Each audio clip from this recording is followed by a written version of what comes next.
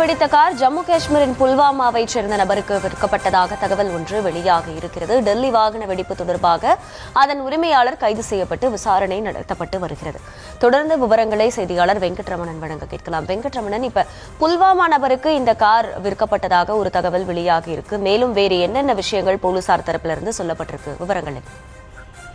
இந்த கார் வெடிப்பு சம்பவத்திற்கு பிறகாகவே அந்த இடத்தை காவல்துறை 10 நிமிடத்தில் சென்றிருந்து என்ஐஏ உள்ளிட்ட அதிகாரிகள் நேற்று முதல் சோதனை மேற்கொண்டிருந்தனர்.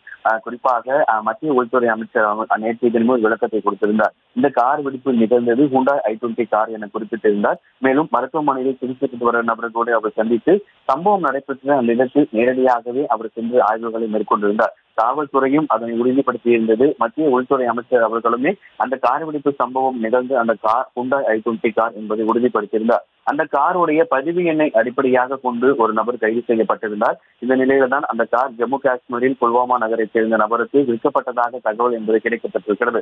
டெல்லி வாகன வெடிப்பு தொடர்பாக அந்த வாகனத்துடைய பதிவின் அடிப்படையில் விசாரணை மேற்கொண்டதில் அதன் உரிமையாளர் கைது செய்யப்பட்டு அவரிடம் என்ஐஏ, காவல்துறை உள்ளிட்ட உயர்மட்ட அதிகாரிகள் தீவிர விசாரணையை மேற்கொண்டனர். கார் உரிமையாளர் சல்மானிடம் நடத்தப்பட்ட விசாரணையில பல்வேறு தகவல்கள் கிடைக்கப்பட்டிருந்தது. இந்த ஜம்மு காஷ்மீரின் புல்வாமாவை சேர்ந்த தாரிக் என்பவருக்கு ஏற்கனவே கார் விற்கப்பட்டதாக அவர் தகவல் தெரிவித்திருக்கிறார். புல்வாமாவை சேர்ந்த தாரிக் வேறு நபருக்கு காரை விற்றாரா என்பது தெளிவாக தெரியவில்லை. தொடர்ந்து அது குறித்தான விசாரணை என்பது நடைபெற்று வருகிறது.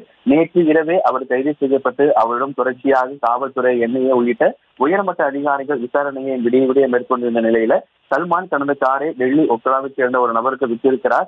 ஏற்கனவே ஒக்லாவிலும் டெல்லி காவல்துறை விசாரணை மேற்கொண்டு வரக்கூடிய நிலையில அந்த நபரிடம் ஏற்கனவே கைது செய்யப்பட்ட நபர் அவர் காரை விற்றதாக கூறப்படும் நபர் உள்ளிட்ட இருவரிடமே தொடர்ந்து காவல்துறையினர் விசாரணை மேற்கொண்டிருக்கிறார்கள். இந்த சம்பவம் தொடர்பாக அந்த காரினுடைய பதிவெண் கொண்ட அடிப்படையில நேற்று கைது செய்யப்பட்ட நபரிடம் விசாரணை மேற்கொண்ட நிலையில பல்வேறு தகவல்கள் கிடைக்கப்பட்டிருக்கிறது. இந்த நிலையில தான் அந்த சம்பவம் நடைபெற்ற இடத்திலேயே மத்திய உள்துறை அமைச்சர் அமித்ஷாவும் ஆய்வு மேற்கொண்டிருந்தார். சிசிடிவி உள்ளிட்ட அனைத்து சிசிடிவி அடிப்படையாக கொண்டு அனைத்து கோணங்களிலுமே விசாரணை துரிதப்படுத்தப்படும் என அவர் ஏற்கனவே தெரிவித்திருந்த நிலையில நேற்று தினமே இந்த காருடைய பதிவெண் கொண்டு அந்த உரிமையாளர் கைது செய்யப்பட்டு அவரிடம் விசாரணை மேற்கொண்ட நிலையில பல்வேறு தகவல்கள் கிடைக்கப்பட்டிருக்கிறது.